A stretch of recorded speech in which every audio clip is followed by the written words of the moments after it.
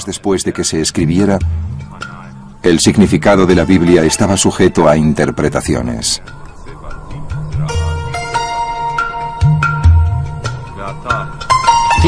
La gente quiere pensar que los judíos son el pueblo de la Biblia, pero son el pueblo que interpretó la Biblia.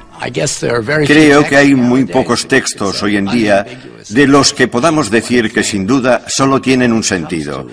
Cuando se trata de un texto muy antiguo, que en algunos casos usa palabras que ya no se entienden o que las usa de una forma muy distinta a como se utilizan hoy en día, hay que ayudar a la gente en un sentido muy básico a entender lo que significa el texto. Las dudas sobre el significado de la Biblia dio una libertad tremenda a sus intérpretes.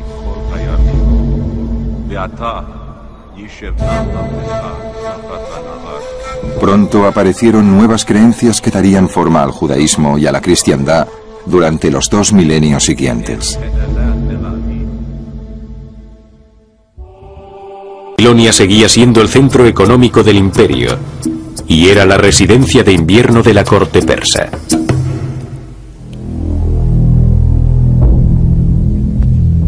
En el 336 a.C., en la era de Darío III, la incompetencia de algunos gobernantes y multitud de rebeliones habían ido debilitando al imperio persa.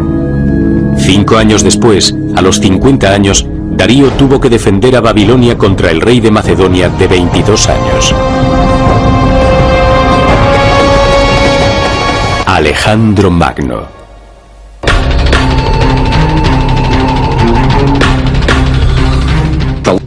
El rey persa le ofreció la mitad oeste del imperio y le ofreció casarse con su hija, pero Alejandro dijo: no, la mitad no es suficiente, lo quiero todo. Darío lo tenía difícil. Perder Babilonia seguramente supondría el fin del imperio persa.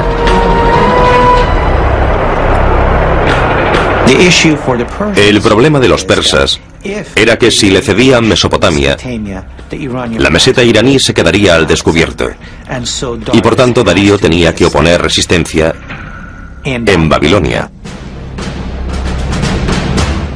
Era muy importante que la batalla la ganasen los persas. Octubre del 331 a.C.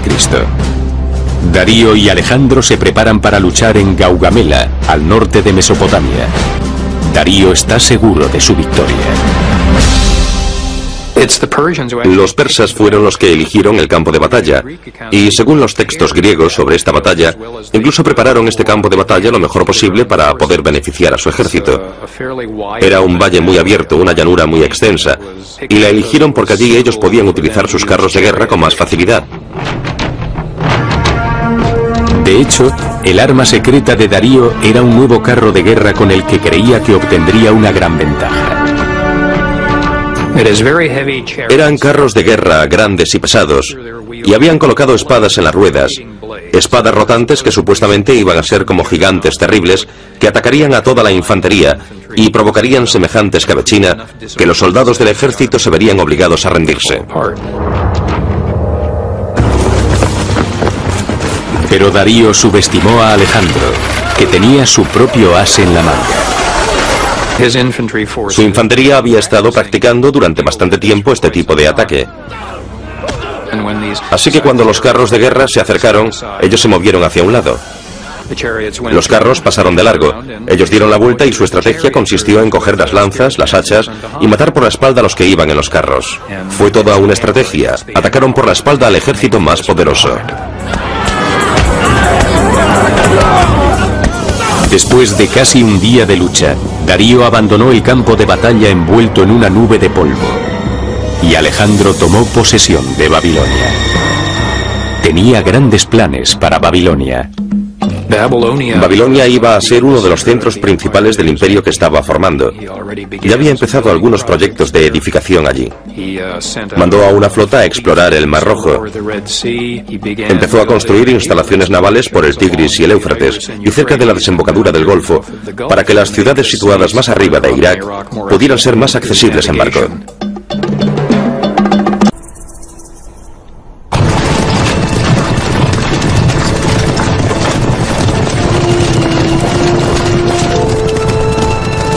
siglo IV a.C., un pueblo muy notable invadió Oriente Medio.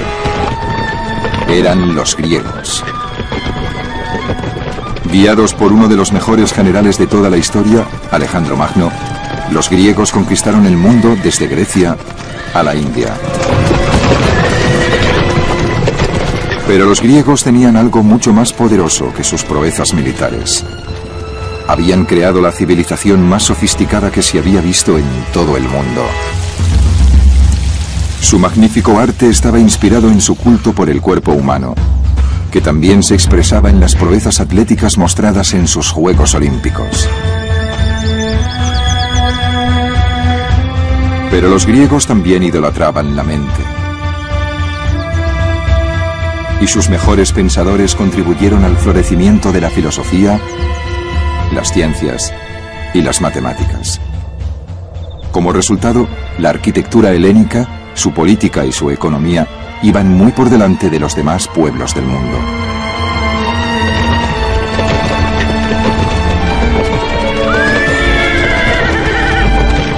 Para los judíos, que los griegos se apoderaran de casi todo el mundo conocido fue una amenaza mucho peor que la de un simple ejército cualquiera.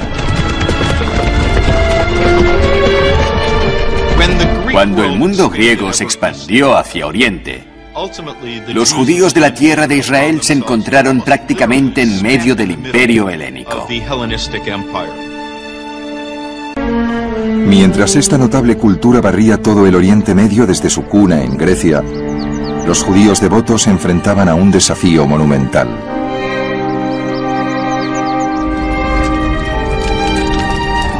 ¿Cómo podía competir el judaísmo, enfocado solo hacia la bondad, con el estilo de vida vibrante y emocionante que ofrecían los griegos?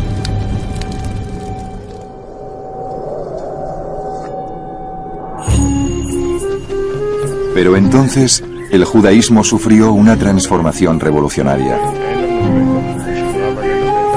Empezó con un maestro que vivió en el siglo II a.C., llamado Ben Sira. Ben Sira estaba muy influenciado por la tradición filosófica griega de Sócrates y Platón. Feliz el que medita sobre la sabiduría y razona con sentido común. La cultiva en su corazón y analiza sus secretos. Casi se puede decir que Ben Sira es uno de los primeros filósofos judíos. Es decir, un amante de la sabiduría. Gran parte del libro de Ben Sira está dedicado a su gran respeto por la sabiduría, por lograr la sabiduría, por institucionalizar la sabiduría en una academia, y eso es algo muy particularmente griego. La brillante innovación de Ben Sira fue aplicar la tradición griega del estudio y el debate a la Biblia. Creía que si sus alumnos estudiaban las historias de la Biblia, aprenderían más de la vida leyendo a Moisés que a Sócrates.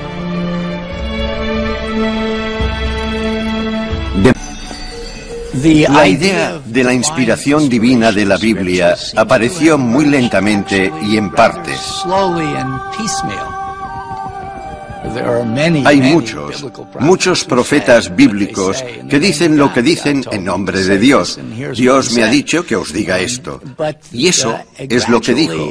Pero poco a poco, con el pasado del tiempo, la idea de la inspiración divina de las Escrituras o la autorización divina de las Escrituras se distribuyó uniformemente a todas las partes de la Biblia. A la muerte de Alejandro Magno, una nueva dinastía griega llamada los Seleucidas tomaron el control del Oriente Medio. El primero de los reyes seleucidas se contentó con permitir que la cultura griega transformara gradualmente a sus súbditos en griegos.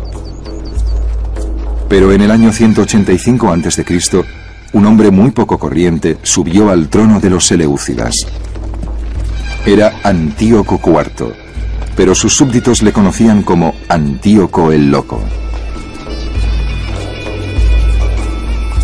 Uno de los primeros decretos de Antíoco, recogido en el libro de los Macabeos, exigía que todos sus súbditos sustituyeran sus tradiciones ancestrales por las griegas.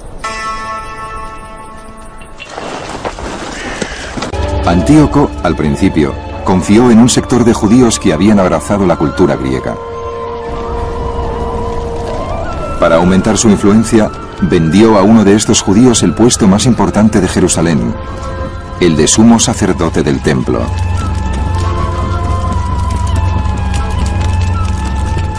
Jasón usurpó el puesto de sumo sacerdote, prometiendo a Antíoco 360 talentos de plata. En cuanto subió al poder, Jasón se dedicó a convertir a sus compatriotas al estilo de vida griego. Para un sumo sacerdote de Jerusalén en el siglo II, la cuestión era muy sencilla: apuntarse al carro de los griegos o no, quedarse aparte o unirse a un proceso social que se había extendido por todo el Oriente Medio de la época. En el año 164 a.C., 3 años después de que empezara la revuelta, los macabeos conquistaron por fin Jerusalén. Después de la muerte de Judá, su hermano Jonatán le sucedió como líder de los rebeldes. En el año 152 a.C., Jonatán tenía a 10.000 soldados bajo su mando.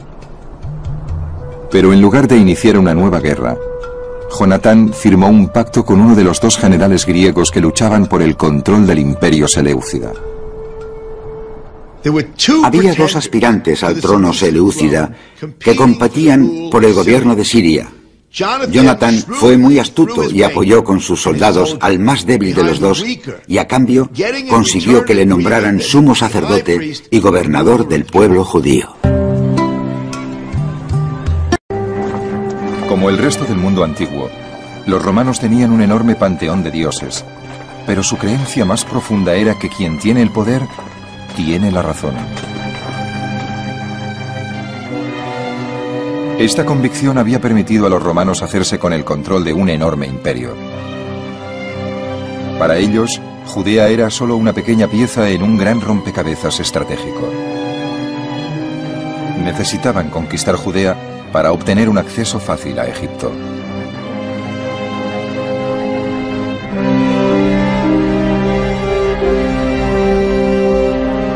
Pero para los judíos, Judea era la tierra prometida que les había dado Dios solo para ellos. Este enfrentamiento de culturas entre los romanos y los judíos les llevó a un conflicto cruel y sangriento que duró 2 siglos. Y lo peor para el pueblo judío fue que el conflicto enfrentó a los judíos entre ellos como nunca había sucedido.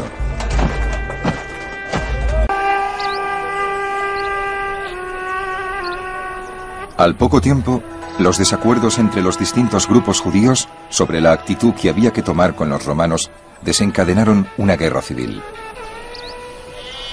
La violencia física entre las distintas facciones surgía de lo más hondo de su conflicto espiritual. Todos los grupos creían que eran los únicos que entendían la auténtica voluntad de Dios en las revelaciones de la Biblia, y sentían un profundo desprecio por los que no estaban de acuerdo con ellos. El sumo sacerdote del templo y sus aliados formaban el grupo de judíos más acaudalados e influyentes. Para el sumo sacerdote y sus aliados, los rituales del templo, como la Pascua, no eran solamente una expresión espiritual, sino una fuente de gran riqueza y poder. Mientras los romanos no interfirieran en las actividades del templo, ellos estaban dispuestos a ayudar a los romanos a gobernar Jerusalén. Pero otros judíos creían que el sumo sacerdote era un traidor.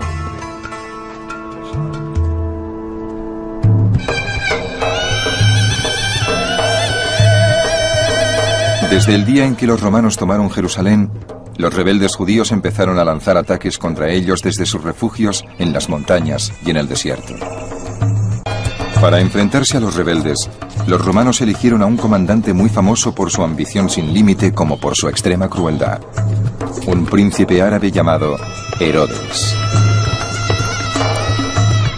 Herodes es tal vez uno de los personajes más increíbles de toda la historia. ¿Quién era? Para empezar, discuten si era o no judío.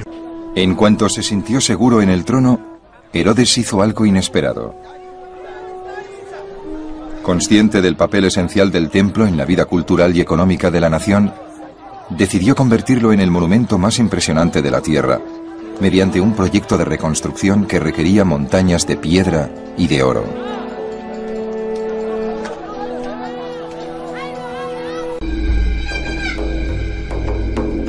Pero ningún plan de embellecimiento del templo podía lograr que los rebeldes judíos aceptaran a Herodes como rey de los judíos. Ellos siguieron luchando y Herodes siguió matándolos.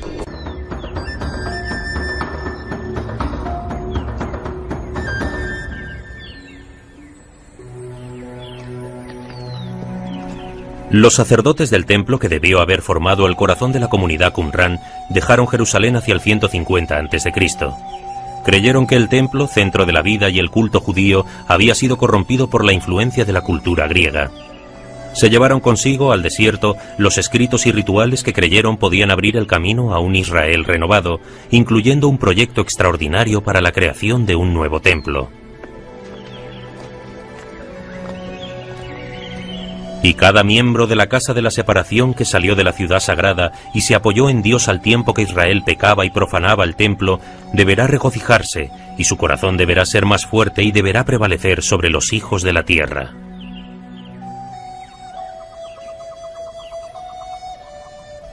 Se establecieron en una meseta aislada cercana al Mar Muerto, un lugar desde el que podían preparar el camino del Señor restableciendo el verdadero Israel.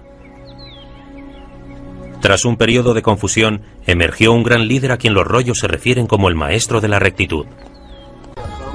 Pero el futuro no trajo lo que esperaban. Mientras el ejército romano marchaba hacia el sur desde Jericó en su guerra contra los judíos, los esenios buscaron en las cuevas cercanas a Qumrán protección para la preciosa biblioteca de rollos.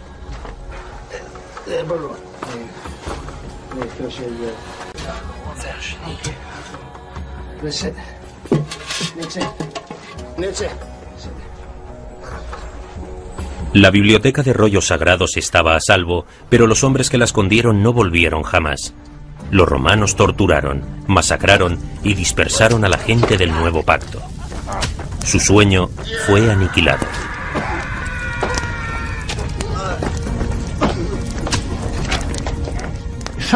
Algunos de ellos escaparon hacia Masada, llevándose fragmentos de sus textos, de sus escrituras, y las piezas que fueron halladas allí parecen señalar que así fue. En el año 4 a.C., Jerusalén estalló en celebraciones. Después de 40 años en el trono, el rey Herodes había muerto. Todos los que estaban decididos a romper con el yugo romano vieron su oportunidad. Cada vez más grupos armados empezaron a vagar por los campos, atacando guarniciones romanas aisladas y saqueando las caravanas de mercaderes que se dirigían a Egipto.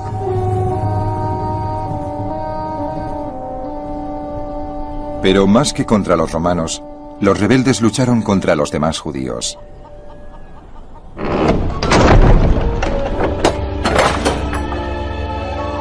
Lo que más enfurecía a los rebeldes eran aquellos judíos que habían dejado las costumbres judías por las romanas.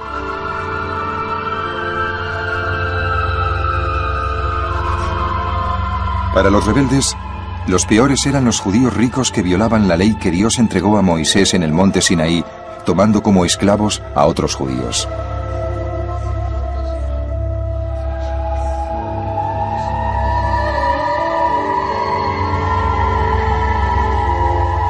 Para los rebeldes, los esclavos maltratados eran una ocasión de oro para añadir soldados a sus filas.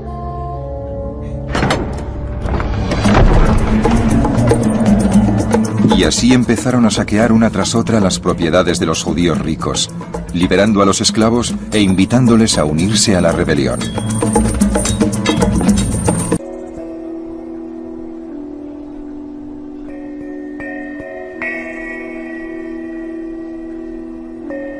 Pero aunque la mayoría de los judíos se desesperaron al ver el desastre que se avecinaba, otros proponían una visión muy distinta del futuro.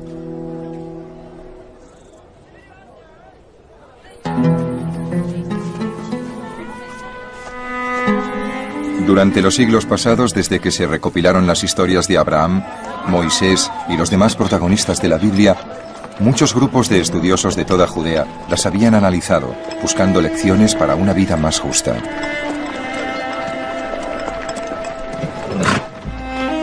Uno de esos grupos llevaba el nombre de fariseos.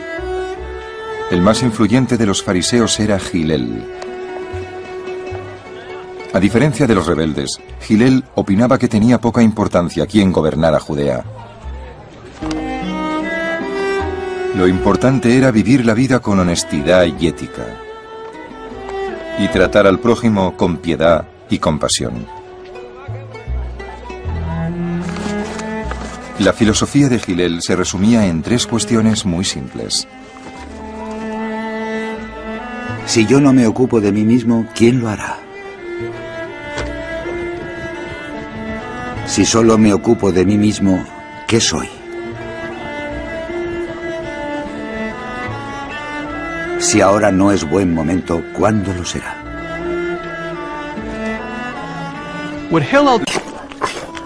La mayor parte de la ética de Jesús, las hermosas ideas que se leen en el Sermón de la Montaña o de la llanura, según la versión que elijas, son las ideas éticas de las que hablaban los rabinos fariseos como Hillel y Shammai. Es lo que tienen en común el judaísmo y el cristianismo y el conjunto de nuestra civilización. Apareció un nuevo grupo llamado Sicari que asesinaban a la gente a pleno día y en el corazón de la ciudad. Para los Sicari, cualquiera que no luchara contra los romanos era un colaborador y por lo tanto merecía la muerte. Les llamaban los Sicari por las dagas largas y delgadas que usaban en sus ataques.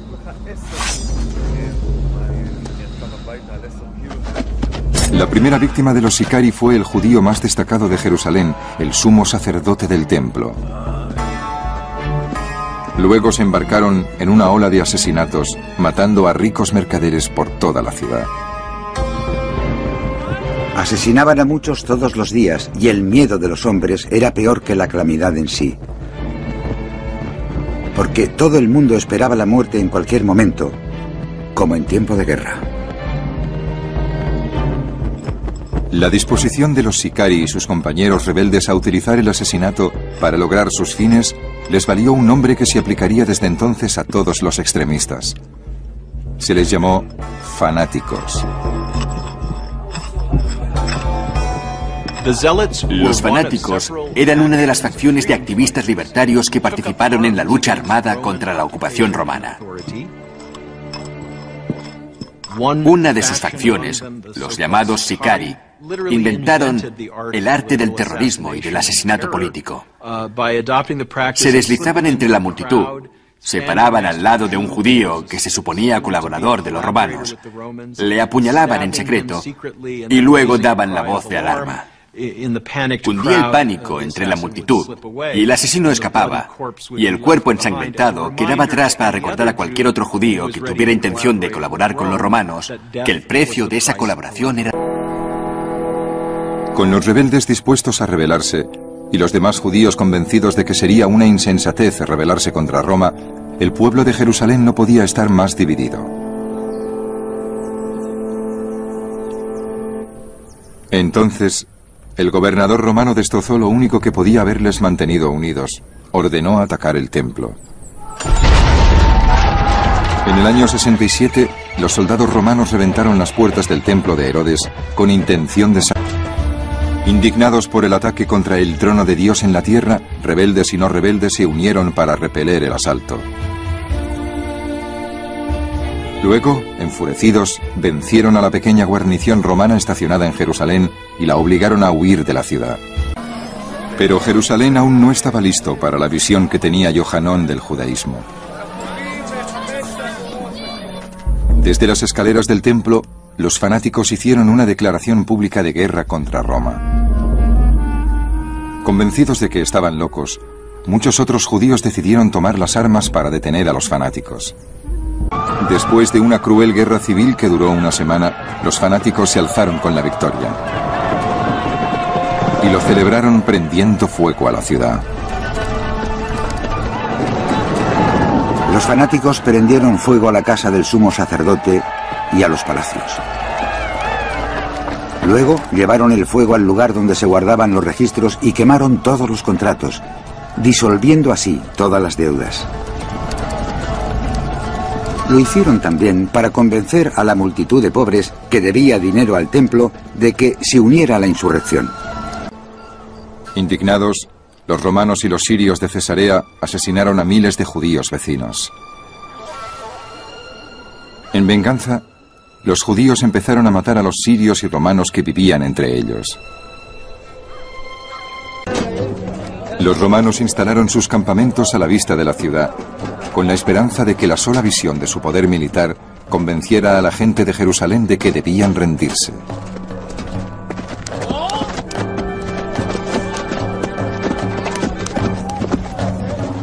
Sus fuerzas estaban compuestas por 3 legiones veteranas reunidas en las guarniciones de Roma, Egipto y Siria. Llegaban armados con catapultas, arietes y máquinas de sitio, temibles armas de guerra que les habían ayudado a conquistar el mundo desde Inglaterra a Persia. La ciudad estaba rodeada no por uno, sino por 3 muros que en conjunto sumaban casi 20 metros de grosor. Y en el centro de la ciudad estaba el templo, con sus propios muros y torres, una de las fortalezas más formidables del mundo. Los fanáticos habían empezado a luchar entre ellos por el control de Jerusalén. Cuando una banda de fanáticos invadía el territorio de otra, le infligía el peor de los castigos para ellos: quemar sus reservas de alimentos. Incendiaban casas que estaban llenas de grano y de otras provisiones, y en cuanto les obligaban a retirarse, sus oponentes les hacían lo mismo a ellos. Naturalmente, en poco tiempo, se había quemado casi todo el grano de la ciudad, que habría bastado para sobrevivir a un asedio de varios años.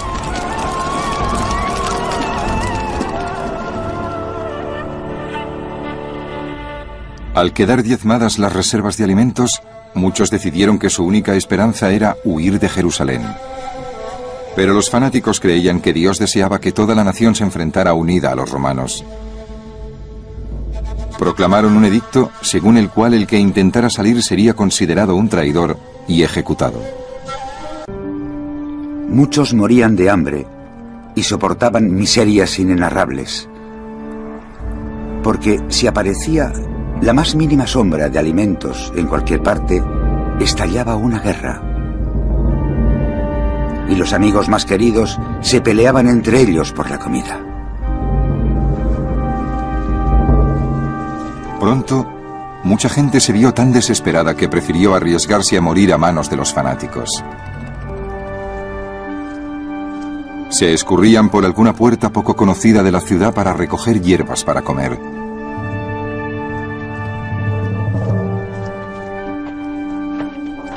Pero fuera de los muros de la ciudad, se arriesgaban a caer en manos de los legionarios romanos, que les trataban con gran brutalidad. Los romanos también tomaban a muchos hombres, mujeres y niños que capturaban y crucificaban.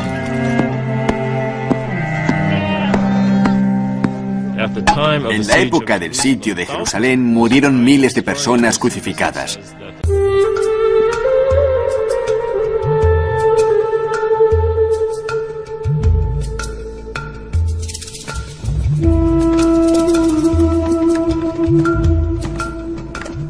La gente de Jerusalén, obligada a elegir entre la tortura a manos de los romanos o la muerte por hambruna a manos de los fanáticos, cayó en la desesperación total.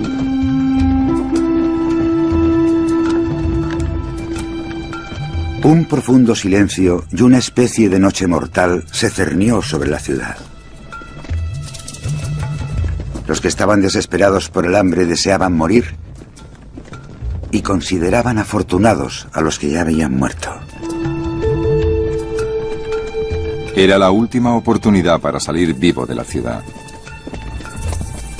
Pero los fanáticos solo dejaban salir de la ciudad los cuerpos podridos de los muertos.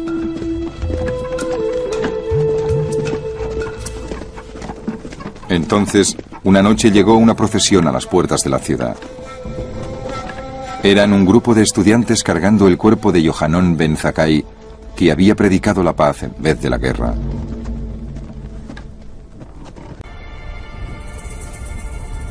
Yohanan estaba convencido de que los rebeldes muertos de hambre ya no podían defender ni la ciudad ni el templo, y decidió que la supervivencia del judaísmo descansaba sobre sus hombros.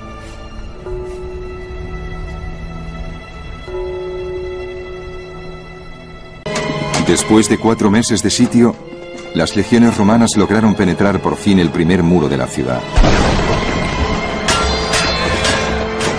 Los fanáticos corrieron a enfrentarse a ellos y lucharon con gran valentía.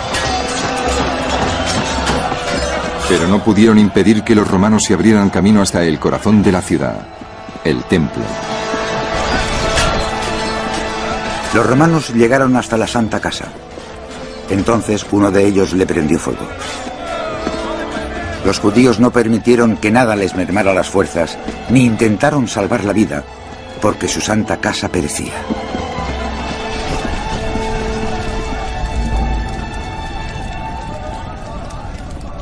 El trono de Dios en la tierra, y el único lugar donde se le podía adorar según la Biblia, quedó arrasado por los romanos.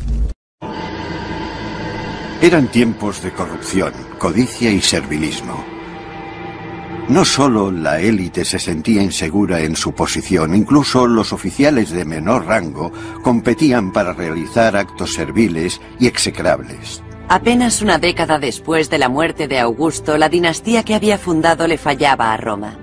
El ya anciano Tiberio no quería o no podía poner fin a las purgas.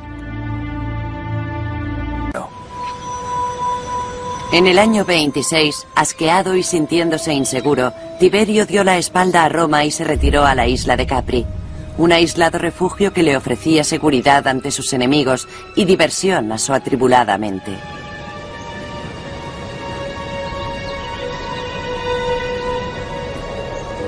Una vez en Capri, preparó salones para sus deseos más depravados. En una de las 12 villas de los acantilados, Tiberio buscó consuelo en la astrología, el vino y, según Suetonio, su chismoso biógrafo, en toda clase de desenfrenos.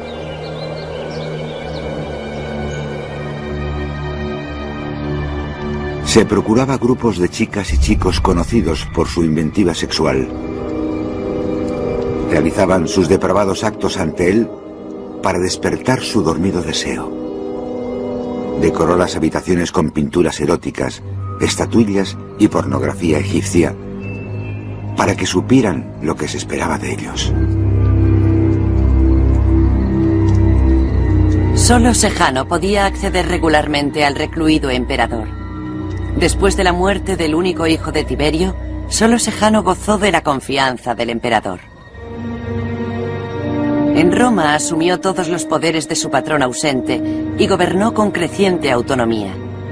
Parece que Sejano pretendía usurpar todo el poder del emperador.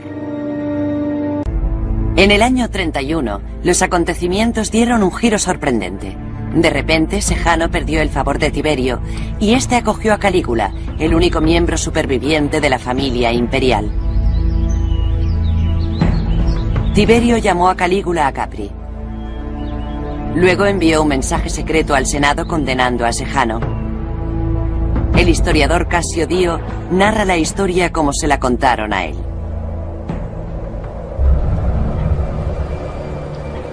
Al amanecer, el agente del emperador subió por la colina donde el Senado estaba reunido en un templo de Apolo. Encontró a Sejano fuera. Le consoló con mentiras, diciéndole que estaba a punto de ser nombrado sucesor del emperador.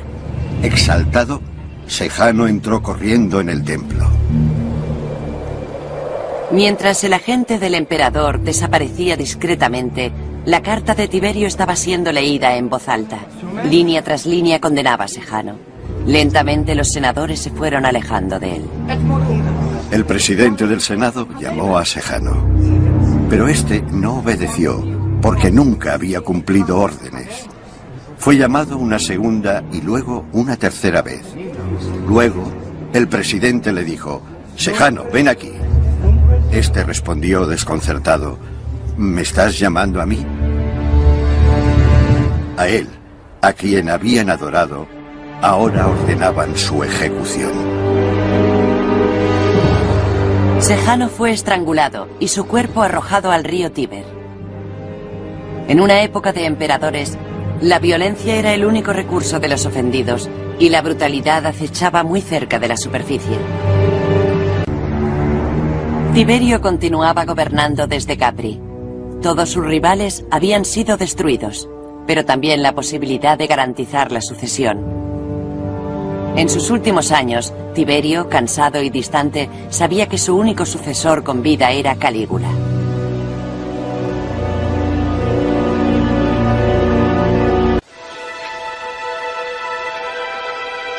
Al oficial al mando de los impuestos. Ya han pasado casi 2 años desde que Apolonio se fue con mi dote y me dejó con una niña que concebimos en la mayor pobreza. A pesar de que con frecuencia los emperadores se deshacían de sus enemigos políticos, millones de personas anónimas de todo el imperio llevaban una vida menos azarosa. Pagaban sus impuestos, luchaban por mantener a su familia y cuando surgía algún problema, acudían a los administradores romanos en busca de ayuda. Mi marido ha viajado en barco hasta Alejandría y allí se ha unido a otra mujer. Le ha dicho a su padre que venda nuestra casa. Ya que ni siquiera tengo para comer, te ruego que le ordenes que se presente ante ti y le obligues a devolverme la dote para cubrir las necesidades de la vida.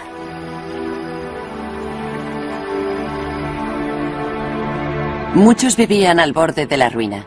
En pueblos y ciudades, en Egipto, Italia y por todo el Mediterráneo, tenían que soportar calles sucias, distintas enfermedades y una hambruna recurrente. Los emperadores intentaban aliviar los sufrimientos ofreciendo grano gratis a 250.000 de romanos, pero ni siquiera eso era suficiente. Para muchos de los pobres anónimos, alimentar a sus familias era una tarea imposible, especialmente en la provincia romana de Judea, el actual Israel.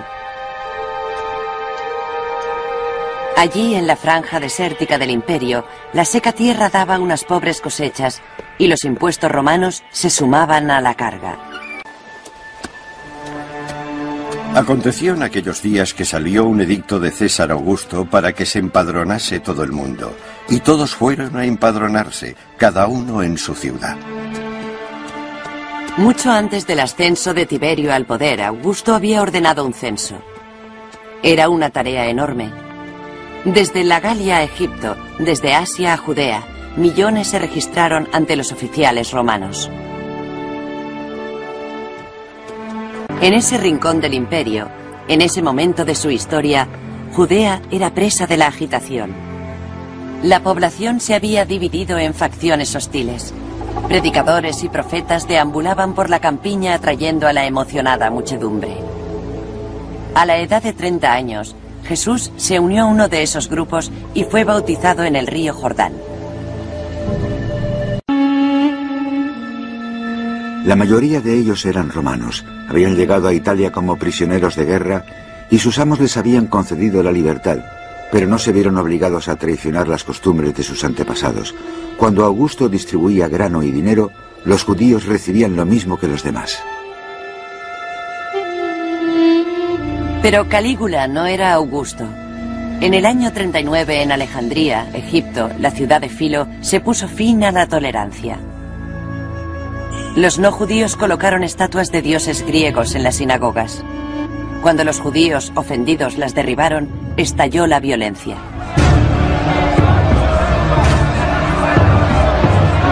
Encerraron en rediles a hombres, mujeres y niños como si fueran ganado, dejando que murieran de hambre o asfixiados. Y los que aún quedaban con vida, les ataban correas a los tobillos y los arrastraban por el mercado, saltando sobre ellos y profanando sus cadáveres. Fue una horripilante tragedia que llegó en un momento muy desafortunado. Solo el emperador podía mediar en tales desastres, pero a Calígula no le importaba. Filo y algunos compañeros judíos querían solicitar una audiencia. Viajaron desde el norte de Egipto hasta Roma, pero cuando estuvieron ante la presencia de Calígula, supieron que su misión fracasaría. Cuando nos llevaron ante su presencia, nos inclinamos hasta el suelo en señal de humildad y le ofrecimos nuestras manos, llamándole el más santo emperador. Gruñendo y refunfuñando nos dijo: «Vosotros sois los que odiáis a Dios». El emperador estaba inspeccionando una villa que estaba siendo restaurada. Calígula entraba y salía del interior de la misma mientras los enviados judíos se esforzaban por mantenerse a su paso. Le seguimos de cerca arriba y abajo mientras nuestros enemigos se burlaban de nosotros. Cuando hubo dado algunas órdenes referentes al edificio, nos hizo una solemne pregunta: ¿por qué no coméis cerdo? Nuestros adversarios se echaron a reír. Empezamos a hablar, pero al ver que nuestros argumentos eran motivo de burla y escarnio, dejamos de intentarlo, ya que solo podíamos esperar la muerte. Filo y sus compañeros no fueron ejecutados, pero tampoco consiguieron nada. Cuando los hombres se consolaban mutuamente en su alojamiento, se vieron consternados con otro golpe. Recibieron noticias de que Calígula había ordenado una estatua de sí mismo como Dios y que había planeado colocarla en el templo de Jerusalén, el lugar más sagrado de los judíos de todo el mundo. Era el peor sacrilegio y sin duda causaría nuevos brotes de violencia. Los que vivían en la ciudad santa, como si respondieran a una sola señal, abandonaron su hogar y corrieron como uno solo hasta el campamento del gobernador romano. Filo dice que los ancianos dijeron que preferían morir allí mismo antes que ver su templo profanado. Pero su sacrificio no fue necesario. Los judíos no eran los únicos a los que Calígula había pisoteado más allá de sus fuerzas. En Roma, poco después de que llegara su petición, el emperador pagó por sus fechorías. Calígula acabó siendo asesinado por sus consejeros más cercanos. Yo, un honrado veterano licenciado, he hecho mi testamento. He ordenado que se le conceda la libertad a mis 2 esclavas de más de 30 años de edad. Aquí descansa una sirvienta libre. Este monumento demuestra la armonía que compartía con su ama y su esposo. Buenos deseos y adiós. La esclavitud era una institución injuriosa y degradante, y arrastraba una larga historia en el mundo antiguo. Sin embargo, en Roma, la esclavitud tenía una característica extraordinaria: la manumisión. Los amos romanos concedían la libertad a sus esclavos con considerable frecuencia. Los antiguos esclavos podían trabajar de artesanos, comadronas y comerciantes. A veces alcanzaban cierta riqueza. Pero en un mundo tan consciente de la clase social como era Roma, incluso los libertos encontraban el estigma de la esclavitud difícil de borrar. El noble romano tenía un instinto innato para la sátira. En su novela El Satiricón, Petronio satirizaba el estilo de vida de los libertos, describiendo una cena vulgar con los ojos de un invitado ficticio. Llegamos al comedor. Unos muchachos egipcios vertieron agua fresca en nuestras manos, mientras otros se ocupaban de los pies, quitando los padrastros con precisión. Empecé a hablar con mi vecino. ¿Quién es esa mujer que va de un lado para otro? La esposa del anfitrión, me contestó. Cuenta su dinero por talentos.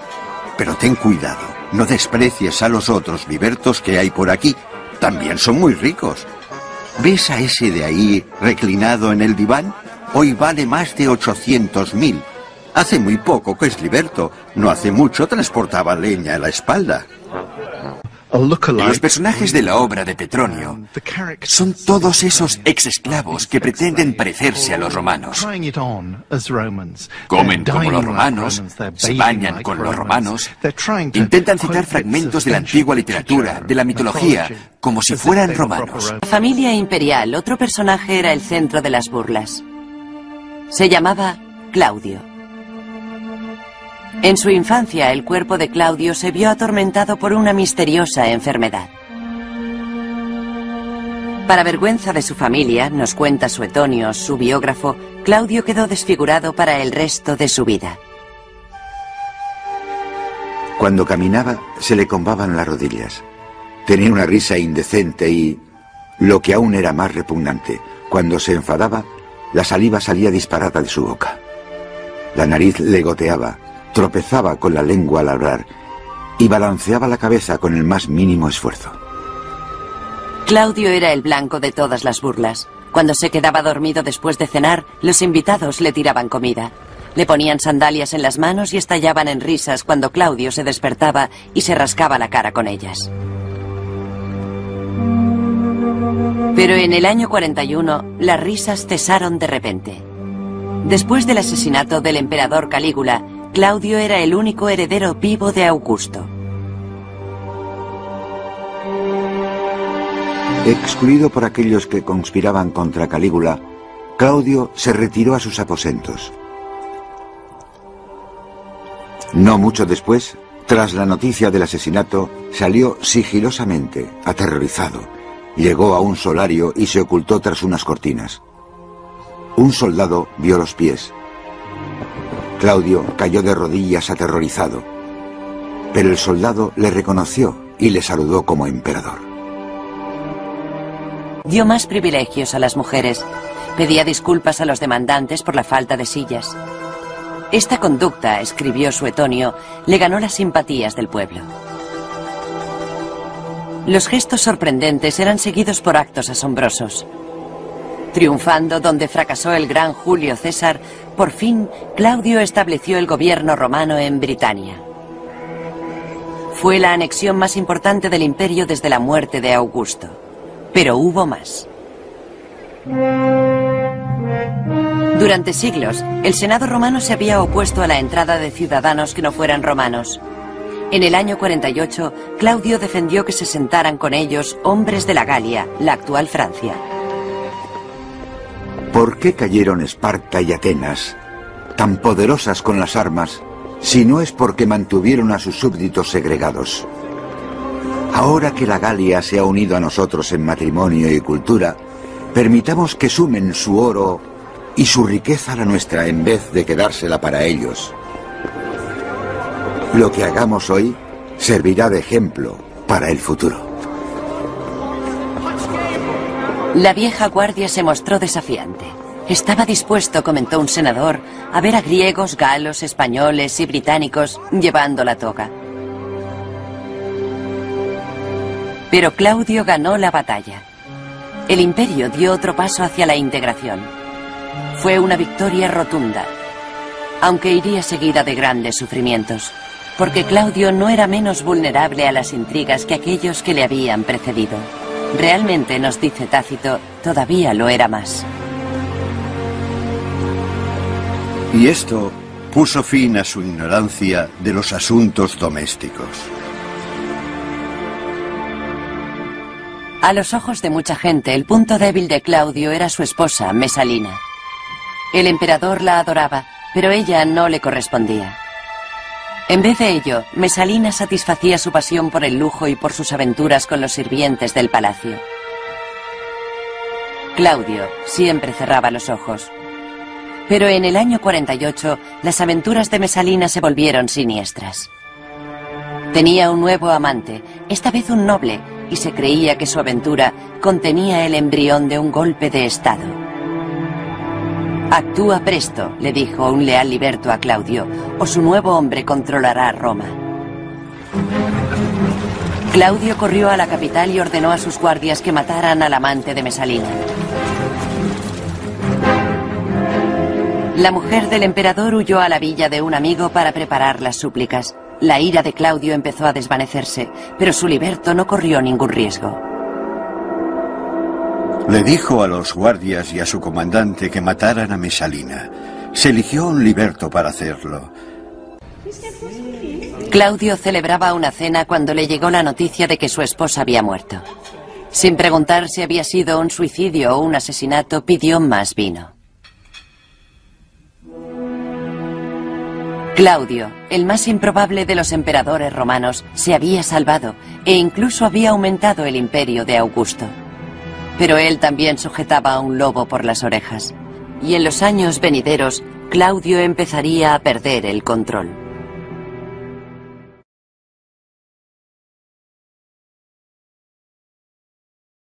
Muchos siglos después de que se escribiera, el significado de la Biblia estaba sujeto a interpretaciones.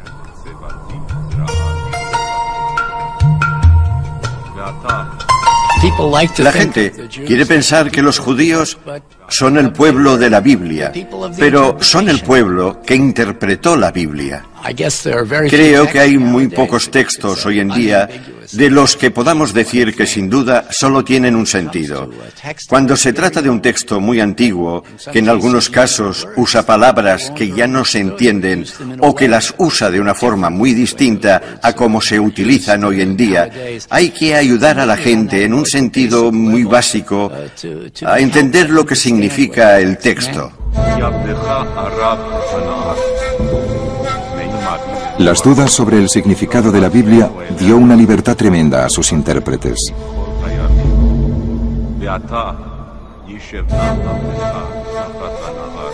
Pronto aparecieron nuevas creencias que darían forma al judaísmo y a la cristiandad durante los 2 milenios siguientes. Babilonia seguía siendo el centro económico del imperio y era la residencia de invierno de la corte persa.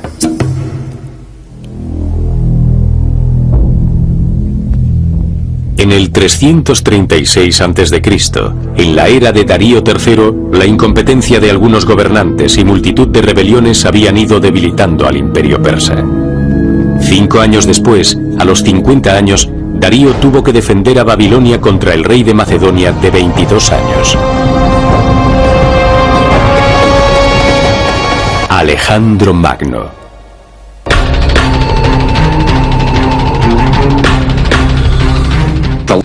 El rey persa le ofreció la mitad oeste del imperio y le ofreció casarse con su hija, pero Alejandro dijo: no, la mitad no es suficiente, lo quiero todo. Darío lo tenía difícil. Perder Babilonia seguramente supondría el fin del imperio persa.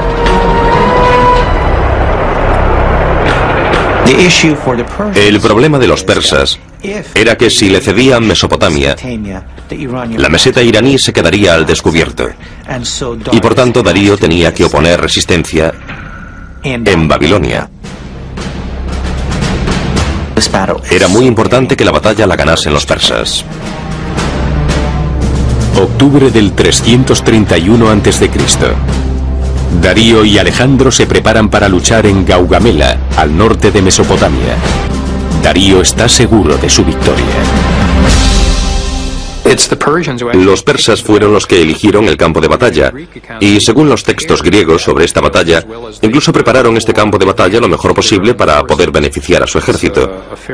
Era un valle muy abierto, una llanura muy extensa, y la eligieron porque allí ellos podían utilizar sus carros de guerra con más facilidad.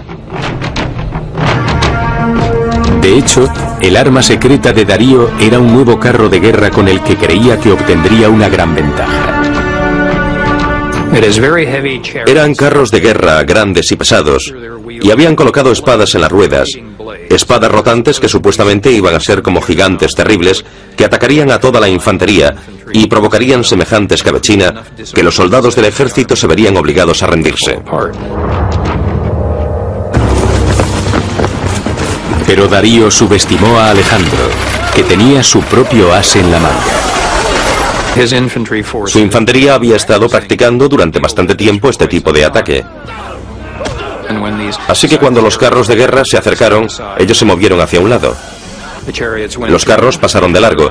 Ellos dieron la vuelta y su estrategia consistió en coger las lanzas, las hachas y matar por la espalda a los que iban en los carros. Fue toda una estrategia. Atacaron por la espalda al ejército más poderoso. Después de casi un día de lucha, Darío abandonó el campo de batalla envuelto en una nube de polvo, y Alejandro tomó posesión de Babilonia. Tenía grandes planes para Babilonia. Babilonia iba a ser uno de los centros principales del imperio que estaba formando. Ya había empezado algunos proyectos de edificación allí. Mandó a una flota a explorar el Mar Rojo. Empezó a construir instalaciones navales por el Tigris y el Éufrates y cerca de la desembocadura del Golfo, para que las ciudades situadas más arriba de Irak pudieran ser más accesibles en barco.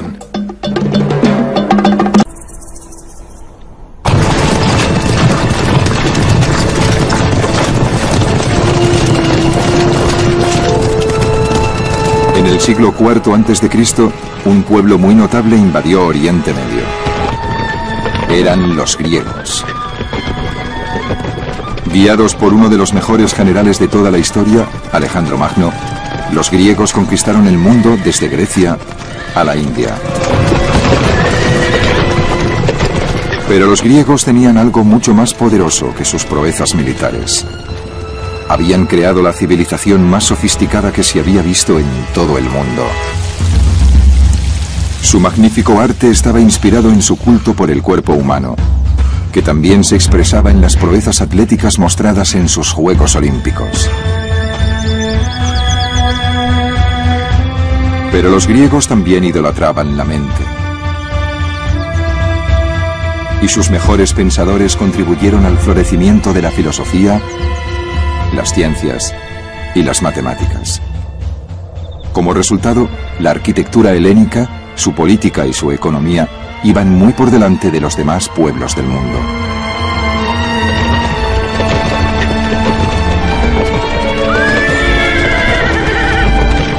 Para los judíos, que los griegos se apoderaran de casi todo el mundo conocido fue una amenaza mucho peor que la de un simple ejército cualquiera.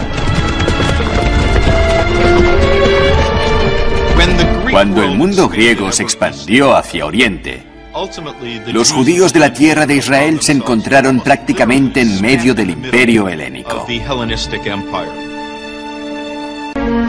Mientras esta notable cultura barría todo el Oriente Medio desde su cuna en Grecia, los judíos devotos se enfrentaban a un desafío monumental.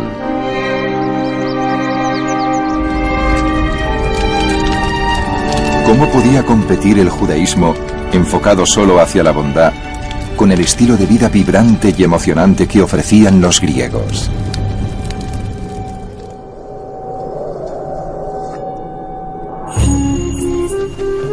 Pero entonces, el judaísmo sufrió una transformación revolucionaria. Empezó con un maestro que vivió en el siglo II a.C., llamado Ben Sira. Ben Sira estaba muy influenciado por la tradición filosófica griega de Sócrates y Platón. Feliz el que medita sobre la sabiduría y razona con sentido común. La cultiva en su corazón y analiza sus secretos. Casi se puede decir que Ben Sira es uno de los primeros filósofos judíos. Es decir, un amante de la sabiduría. Gran parte del libro de Ben Sira está dedicado a su gran respeto por la sabiduría, por lograr la sabiduría, por institucionalizar la sabiduría en una academia, y eso es algo muy particularmente griego. La brillante innovación de Ben Sira fue aplicar la tradición griega del estudio y el debate a la Biblia.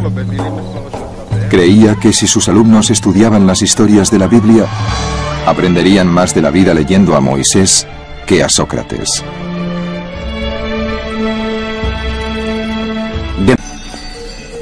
La idea de la inspiración divina de la Biblia apareció muy lentamente y en partes. Hay muchos profetas bíblicos que dicen lo que dicen en nombre de Dios. Dios me ha dicho que os diga esto. Y eso es lo que dijo. Pero poco a poco, con el pasado del tiempo, la idea de la inspiración divina de las Escrituras o la autorización divina de las Escrituras se distribuyó uniformemente a todas las partes de la Biblia. A la muerte de Alejandro Magno, una nueva dinastía griega llamada los Seleucidas tomaron el control del Oriente Medio. El primero de los reyes seleucidas se contentó con permitir que la cultura griega transformara gradualmente a sus súbditos en griegos. Pero en el año 185 a.C., un hombre muy poco corriente subió al trono de los Seleucidas. Era Antíoco IV, pero sus súbditos le conocían como Antíoco el Loco. Uno de los primeros decretos de Antíoco, recogido en el libro de los Macabeos, exigía que todos sus súbditos sustituyeran sus tradiciones ancestrales por las griegas. Antíoco, al principio, confió en un sector de judíos que habían abrazado la cultura griega. Para aumentar su influencia, vendió a uno de estos judíos el puesto más importante de Jerusalén, el de sumo sacerdote del templo.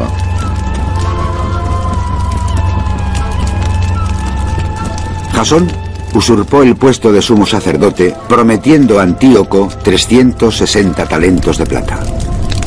En cuanto subió al poder, Jasón se dedicó a convertir a sus compatriotas al estilo de vida griego.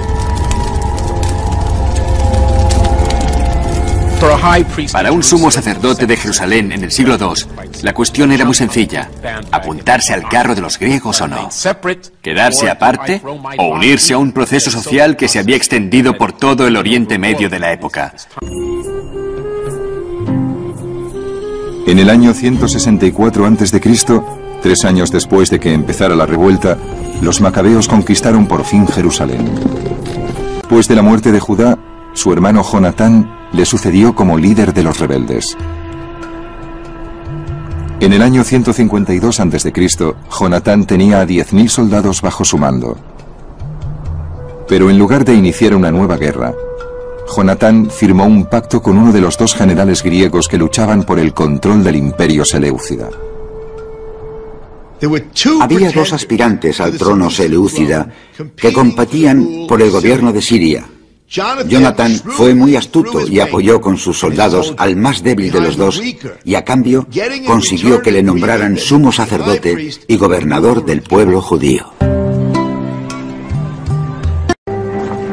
Como el resto del mundo antiguo, los romanos tenían un enorme panteón de dioses, pero su creencia más profunda era que quien tiene el poder tiene la razón.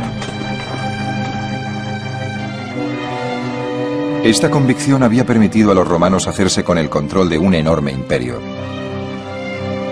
Para ellos, Judea era solo una pequeña pieza en un gran rompecabezas estratégico. Necesitaban conquistar Judea para obtener un acceso fácil a Egipto.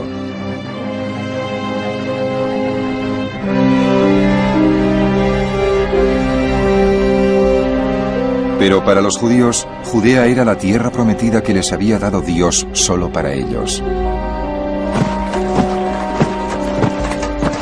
Este enfrentamiento de culturas entre los romanos y los judíos les llevó a un conflicto cruel y sangriento que duró 2 siglos. Y lo peor para el pueblo judío fue que el conflicto enfrentó a los judíos entre ellos como nunca había sucedido.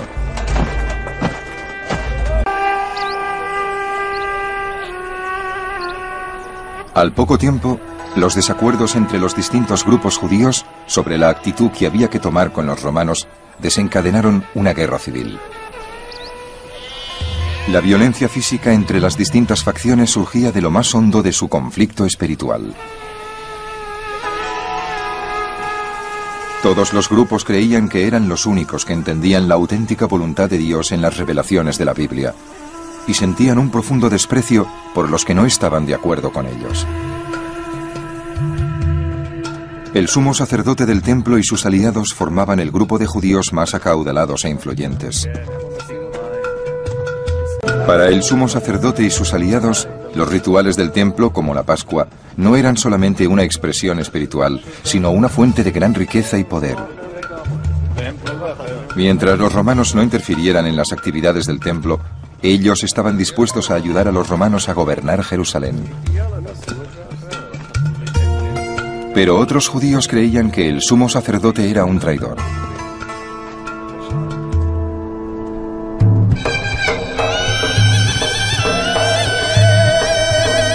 Desde el día en que los romanos tomaron Jerusalén, los rebeldes judíos empezaron a lanzar ataques contra ellos desde sus refugios en las montañas y en el desierto.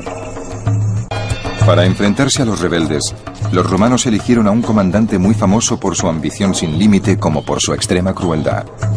Un príncipe árabe llamado Herodes. Herodes es tal vez uno de los personajes más increíbles de toda la historia. ¿Quién era? Para empezar, discuten si era o no judío. En cuanto se sintió seguro en el trono, Herodes hizo algo inesperado. Consciente del papel esencial del templo en la vida cultural y económica de la nación, decidió convertirlo en el monumento más impresionante de la tierra, mediante un proyecto de reconstrucción que requería montañas de piedra y de oro.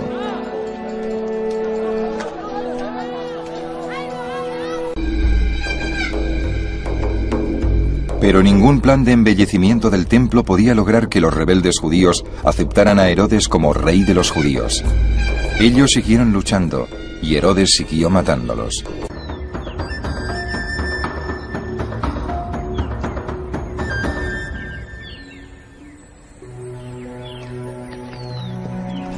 Los sacerdotes del templo, que debió haber formado el corazón de la comunidad Qumran, dejaron Jerusalén hacia el 150 a.C. Creyeron que el templo, centro de la vida y el culto judío, había sido corrompido por la influencia de la cultura griega. Se llevaron consigo al desierto los escritos y rituales que creyeron podían abrir el camino a un Israel renovado, incluyendo un proyecto extraordinario para la creación de un nuevo templo. Y cada miembro de la casa de la separación que salió de la ciudad sagrada y se apoyó en Dios al tiempo que Israel pecaba y profanaba el templo, deberá regocijarse, y su corazón deberá ser más fuerte y deberá prevalecer sobre los hijos de la tierra.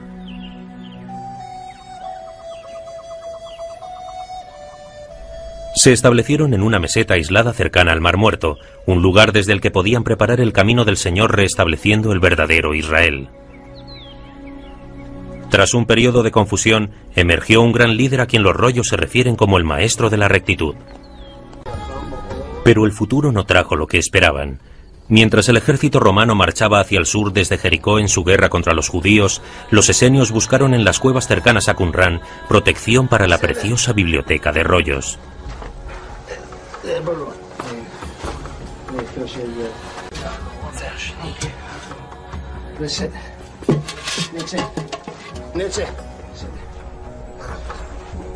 La biblioteca de rollos sagrados estaba a salvo, pero los hombres que la escondieron no volvieron jamás. Los romanos torturaron, masacraron y dispersaron a la gente del nuevo pacto. Su sueño fue aniquilado.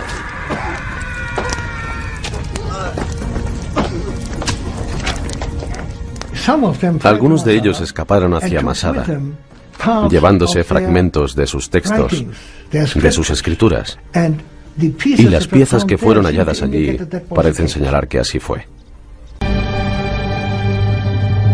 En el año 4 a.C., Jerusalén estalló en celebraciones. Después de 40 años en el trono, el rey Herodes había muerto. Todos los que estaban decididos a romper con el yugo romano vieron su oportunidad. Cada vez más grupos armados empezaron a vagar por los campos, atacando guarniciones romanas aisladas y saqueando las caravanas de mercaderes que se dirigían a Egipto.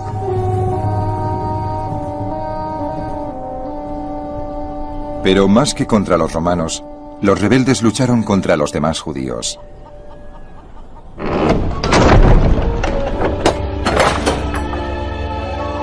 Lo que más enfurecía a los rebeldes eran aquellos judíos que habían dejado las costumbres judías por las romanas.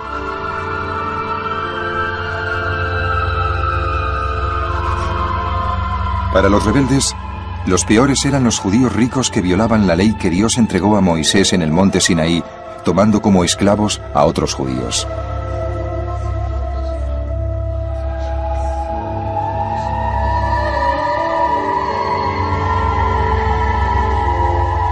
Para los rebeldes, los esclavos maltratados eran una ocasión de oro para añadir soldados a sus filas.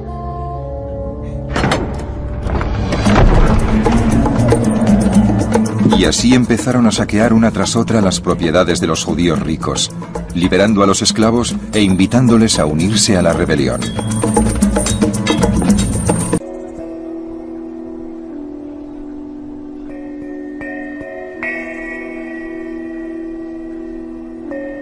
Pero aunque la mayoría de los judíos se desesperaron al ver el desastre que se avecinaba, otros proponían una visión muy distinta del futuro.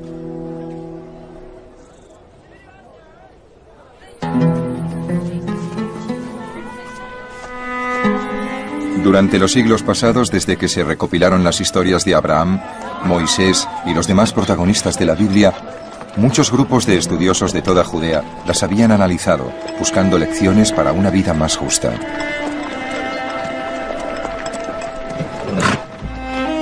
Uno de esos grupos llevaba el nombre de fariseos.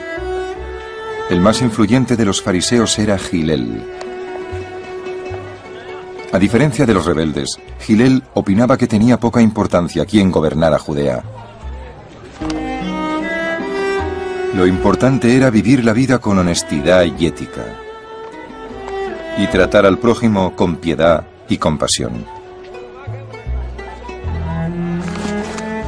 La filosofía de Hillel se resumía en 3 cuestiones muy simples. Si yo no me ocupo de mí mismo, ¿quién lo hará? Si solo me ocupo de mí mismo, ¿qué soy? Si ahora no es buen momento, ¿cuándo lo será?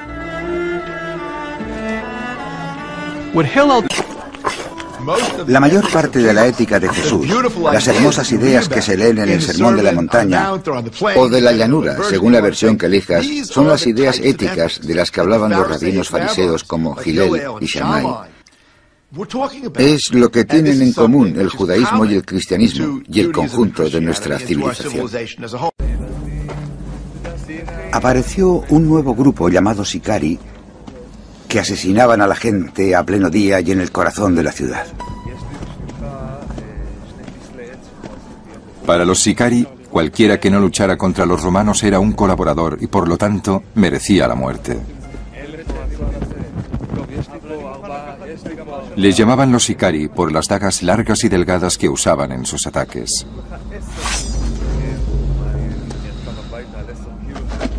La primera víctima de los Sicari fue el judío más destacado de Jerusalén, el sumo sacerdote del templo. Luego se embarcaron en una ola de asesinatos, matando a ricos mercaderes por toda la ciudad. Asesinaban a muchos todos los días y el miedo de los hombres era peor que la calamidad en sí. Porque todo el mundo esperaba la muerte en cualquier momento, como en tiempo de guerra.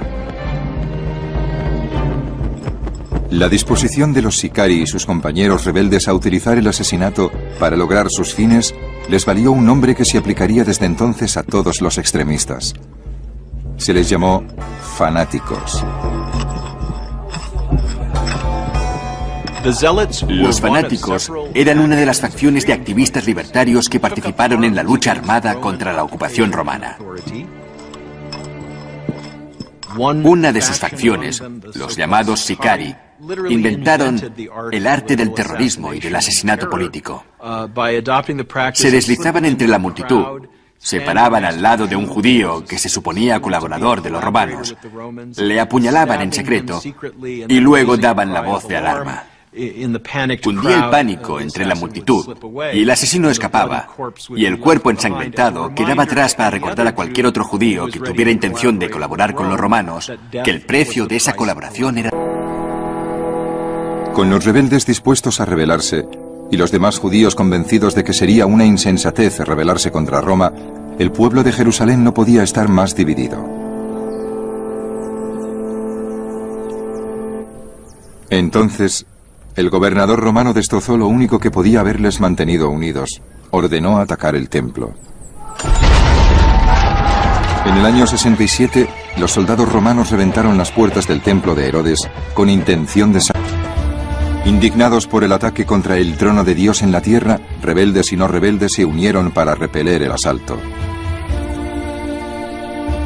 Luego, enfurecidos, vencieron a la pequeña guarnición romana estacionada en Jerusalén y la obligaron a huir de la ciudad. Pero Jerusalén aún no estaba listo para la visión que tenía Johanón del judaísmo.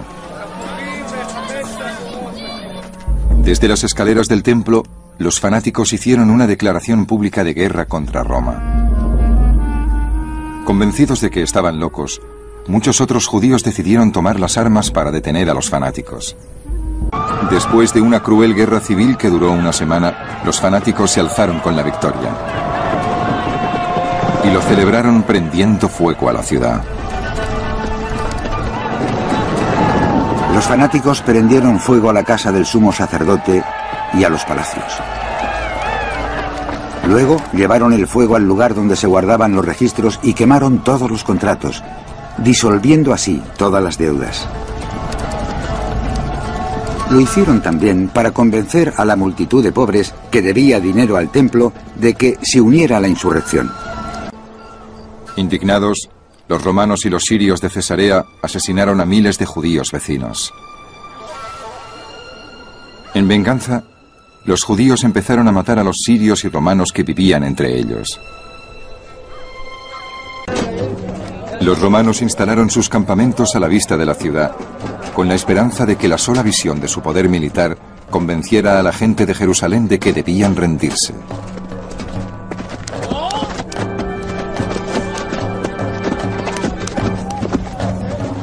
Sus fuerzas estaban compuestas por 3 legiones veteranas reunidas en las guarniciones de Roma, Egipto y Siria. Llegaban armados con catapultas, arietes y máquinas de sitio, temibles armas de guerra que les habían ayudado a conquistar el mundo desde Inglaterra a Persia. La ciudad estaba rodeada no por uno, sino por 3 muros que en conjunto sumaban casi 20 metros de grosor. Y en el centro de la ciudad estaba el templo, con sus propios muros y torres, una de las fortalezas más formidables del mundo. Los fanáticos habían empezado a luchar entre ellos por el control de Jerusalén. Cuando una banda de fanáticos invadía el territorio de otra, le infligía el peor de los castigos para ellos: quemar sus reservas de alimentos. Incendiaban casas que estaban llenas de grano y de otras provisiones, y en cuanto les obligaban a retirarse, sus oponentes les hacían lo mismo a ellos. Naturalmente, en poco tiempo, se había quemado casi todo el grano de la ciudad, que habría bastado para sobrevivir a un asedio de varios años.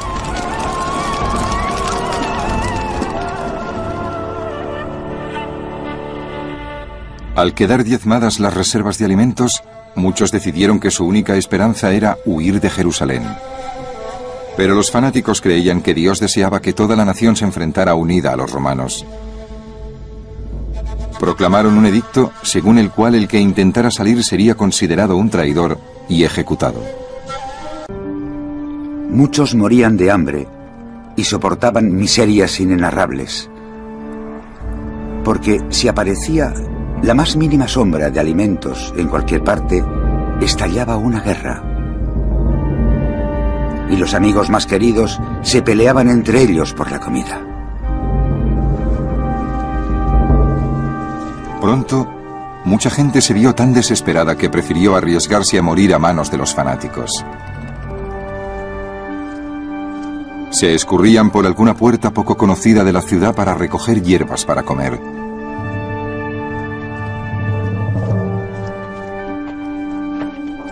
Pero fuera de los muros de la ciudad, se arriesgaban a caer en manos de los legionarios romanos, que les trataban con gran brutalidad. Los romanos también tomaban a muchos hombres, mujeres y niños que capturaban y crucificaban.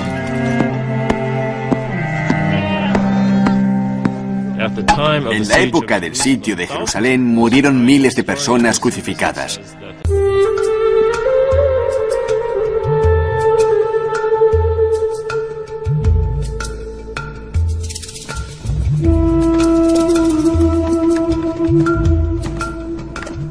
La gente de Jerusalén, obligada a elegir entre la tortura a manos de los romanos o la muerte por hambruna a manos de los fanáticos, cayó en la desesperación total.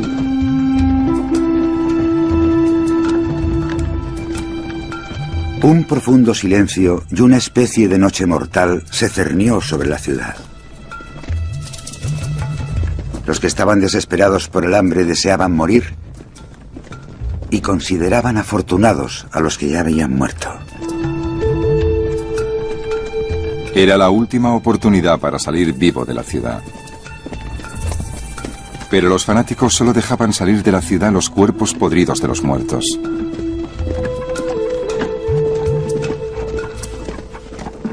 Entonces, una noche llegó una procesión a las puertas de la ciudad. Eran un grupo de estudiantes cargando el cuerpo de Yohanan ben Zakkai, que había predicado la paz en vez de la guerra.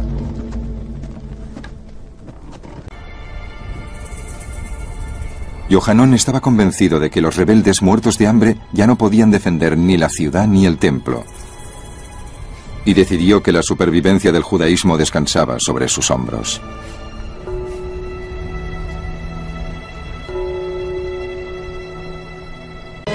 Después de 4 meses de sitio, las legiones romanas lograron penetrar por fin el primer muro de la ciudad. Los fanáticos corrieron a enfrentarse a ellos y lucharon con gran valentía.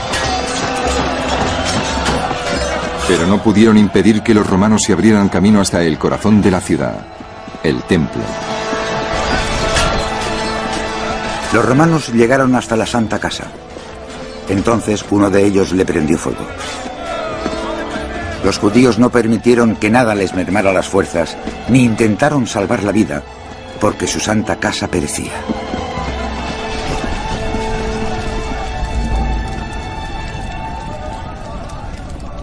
El trono de Dios en la tierra, y el único lugar donde se le podía adorar según la Biblia, quedó arrasado por los romanos. Eran tiempos de corrupción, codicia y servilismo. No solo la élite se sentía insegura en su posición, incluso los oficiales de menor rango competían para realizar actos serviles y execrables. Apenas una década después de la muerte de Augusto, la dinastía que había fundado le fallaba a Roma. El ya anciano Tiberio no quería o no podía poner fin a las purgas. En el año 26, asqueado y sintiéndose inseguro, Tiberio dio la espalda a Roma y se retiró a la isla de Capri, un aislado refugio que le ofrecía seguridad ante sus enemigos y diversión a su atribulada mente.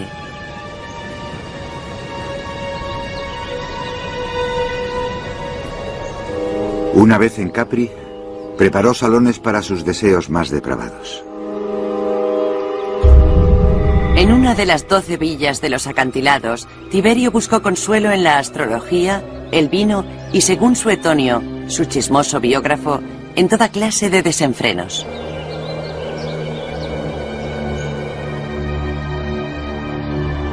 Se procuraba grupos de chicas y chicos conocidos por su inventiva sexual. Realizaban sus depravados actos ante él para despertar su dormido deseo. Decoró las habitaciones con pinturas eróticas, estatuillas y pornografía egipcia, para que supieran lo que se esperaba de ellos. Solo Sejano podía acceder regularmente al recluido emperador. Después de la muerte del único hijo de Tiberio, solo Sejano gozó de la confianza del emperador. En Roma asumió todos los poderes de su patrón ausente y gobernó con creciente autonomía. Parece que Sejano pretendía usurpar todo el poder del emperador. En el año 31, los acontecimientos dieron un giro sorprendente. De repente, Sejano perdió el favor de Tiberio y este acogió a Calígula, el único miembro superviviente de la familia imperial. Tiberio llamó a Calígula a Capri. Luego envió un mensaje secreto al Senado condenando a Sejano.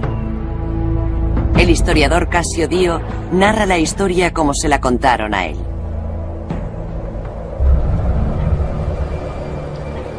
Al amanecer, el agente del emperador subió por la colina donde el Senado estaba reunido en un templo de Apolo. Encontró a Sejano fuera. Le consoló con mentiras, diciéndole que estaba a punto de ser nombrado sucesor del emperador. Exaltado, Sejano entró corriendo en el templo. Mientras el agente del emperador desaparecía discretamente, la carta de Tiberio estaba siendo leída en voz alta. Línea tras línea condenaba a Sejano. Lentamente los senadores se fueron alejando de él. El presidente del Senado llamó a Sejano, pero este no obedeció porque nunca había cumplido órdenes. Fue llamado una segunda y luego una tercera vez. Luego, el presidente le dijo: Sejano, ven aquí. Este respondió desconcertado: ¿Me estás llamando a mí? a él, a quien habían adorado, ahora ordenaban su ejecución. Sejano fue estrangulado y su cuerpo arrojado al río Tíber. En una época de emperadores, la violencia era el único recurso de los ofendidos y la brutalidad acechaba muy cerca de la superficie. Tiberio continuaba gobernando desde Capri. Todos sus rivales habían sido destruidos, pero también la posibilidad de garantizar la sucesión. En sus últimos años, Tiberio, cansado y distante, sabía que su único sucesor con vida era Calígula.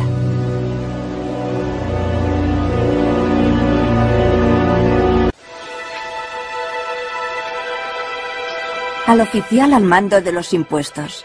Ya han pasado casi 2 años desde que Apolonio se fue con mi dote y me dejó con una niña que concebimos en la mayor pobreza. A pesar de que con frecuencia los emperadores se deshacían de sus enemigos políticos, millones de personas anónimas de todo el imperio llevaban una vida menos azarosa. Pagaban sus impuestos, luchaban por mantener a su familia y cuando surgía algún problema, acudían a los administradores romanos en busca de ayuda. Mi marido ha viajado en barco hasta Alejandría y allí se ha unido a otra mujer.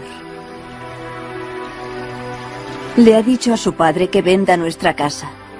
Ya que ni siquiera tengo para comer, te ruego que le ordenes que se presente ante ti y le obligues a devolverme la dote para cubrir las necesidades de la vida.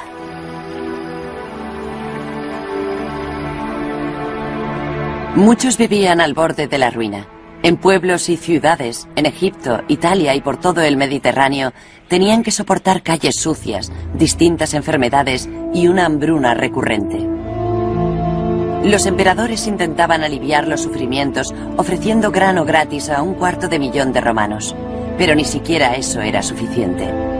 Para muchos de los pobres anónimos, alimentar a sus familias era una tarea imposible, especialmente en la provincia romana de Judea, el actual Israel. Allí, en la franja desértica del imperio, la seca tierra daba unas pobres cosechas y los impuestos romanos se sumaban a la carga. Aconteció en aquellos días que salió un edicto de César Augusto para que se empadronase todo el mundo, y todos fueron a empadronarse, cada uno en su ciudad. Mucho antes del ascenso de Tiberio al poder, Augusto había ordenado un censo. Era una tarea enorme. Desde la Galia a Egipto, desde Asia a Judea, millones se registraron ante los oficiales romanos. En ese rincón del imperio, en ese momento de su historia, Judea era presa de la agitación. La población se había dividido en facciones hostiles. Predicadores y profetas deambulaban por la campiña atrayendo a la emocionada muchedumbre. A la edad de 30 años, Jesús se unió a uno de esos grupos y fue bautizado en el río Jordán. La mayoría de ellos eran romanos, habían llegado a Italia como prisioneros de guerra y sus amos les habían concedido la libertad, pero no se vieron obligados a traicionar las costumbres de sus antepasados. Cuando Augusto distribuía grano y dinero, los judíos recibían lo mismo que los demás. Pero Calígula no era Augusto. En el año 39 en Alejandría, Egipto, la ciudad de Filo, se puso fin a la tolerancia. Los no judíos colocaron estatuas de dioses griegos en las sinagogas. Cuando los judíos, ofendidos, las derribaron, estalló la violencia.